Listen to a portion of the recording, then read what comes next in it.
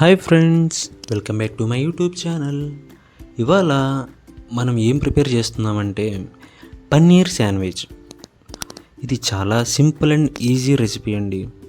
Evening స్నాక్గా చాలా బాగుంటుంది.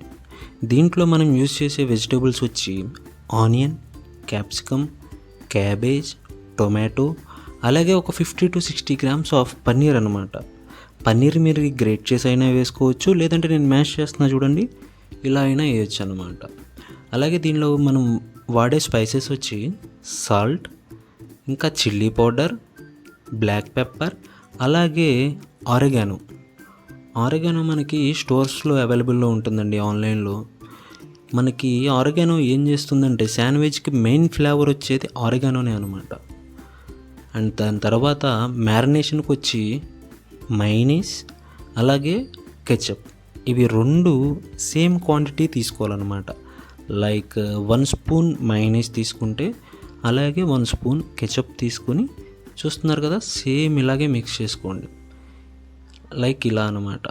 మొత్తం మిక్స్ అయిపోయిన తర్వాత 2 శాండ్విచ్ బ్రెడ్స్ తీసుకోండి. మిల్క్ బ్రెడ్ అయితే అస్సలు రుచిగా ఉండదండి. మనం శాండ్విచ్ ఎప్పుడు చేసుకున్నా సరే శాండ్విచ్ బ్రెడ్ మాత్రమే యూజ్ చేయాలి. అలాగే మనం వాడుకునే 2 స్లైసెస్లో ఒక సైడ్ వచ్చి మస్టర్డ్ సాస్ అప్లై చేసుకోవాలండి. అది హనీ మస్టర్డ్ అయినా నార్మల్ అయినా. నార్మల్ అయితే చాలా టేస్టీగా ఉంటుంది compare to honey mustard. And ఇంకో స్లైస్కి వచ్చి మైనీస్, అలాగే టొమాటో కెచప్. దీనికి వచ్చేసరికి మనం సేమ్ క్వాంటిటీ తీసుకోవాలి. Like 1 spoon mayonnaise, 1 spoon ketchup లాగానే ఇది కూడా అలాగే అనమాట. సేమ్ క్వాంటిటీ తీసుకుని ఇలా స్ప్రెడ్ చేసుకుని, ఇందాక మనం ప్రిపేర్ చేసుకున్న స్టఫింగ్ ఉంది చూసారు, దాన్ని ఇలా ఒక లేయర్ లాగా అప్లై చేసుకోండి స్పూన్తో. ఇలా అప్లై చేసుకున్న తర్వాత క్యుకుంబర్ అంటే మన కీరా ఉంటుంది కదండి, కీరాని ఒక 5 స్లైసెస్ థిన్గా కట్ చేసుకుని పైన ఒక 5 పీసెస్ పెట్టుకొని, దానిపైన మనం చీజ్ స్లైస్ అనేది పెట్టుకోవాలండి. ఆ చీజ్ స్లైస్ వచ్చి అమూల్ చీజ్ అయితే చాలా టేస్టీగా ఉంటుంది కంపేర్ టు మిల్క్ మిస్ట్. అది మీ చాయిస్ అనమాట. ఏ చీజ్ అవైలబిలిటీలో ఉంటే ఆ చీజ్ యూజ్ చేసుకోండి. ఇలా ఒక చీజ్ స్లైస్ పైన పెట్టి క్లోజ్ చేసుకొని గ్రిల్ చేసుకోవాలండి. ఇప్పుడు నా దగ్గర గ్రిల్లర్ ఉంది కాబట్టి నేను గ్రిల్లర్ యూజ్ చేస్తున్నా.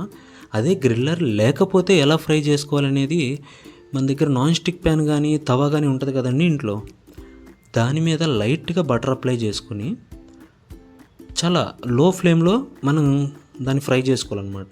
సేమ్ ఇలాగే గోల్డెన్ బ్రౌన్ కలర్ వచ్చేంత వరకు. ఇలా వచ్చిన తర్వాత మధ్యలో కట్ చేసుకోవాలండి. మనకి మెయిన్గా గ్రిల్లర్ అయినా సరే, తవా అయినా సరే, నాన్ స్టిక్ ప్యాన్ అయినా సరే, మనకి లోపల యూస్ చేసే చీజ్ స్లైస్ ఉంటుంది చూసారు, అది చీజ్ అనేది మెల్ట్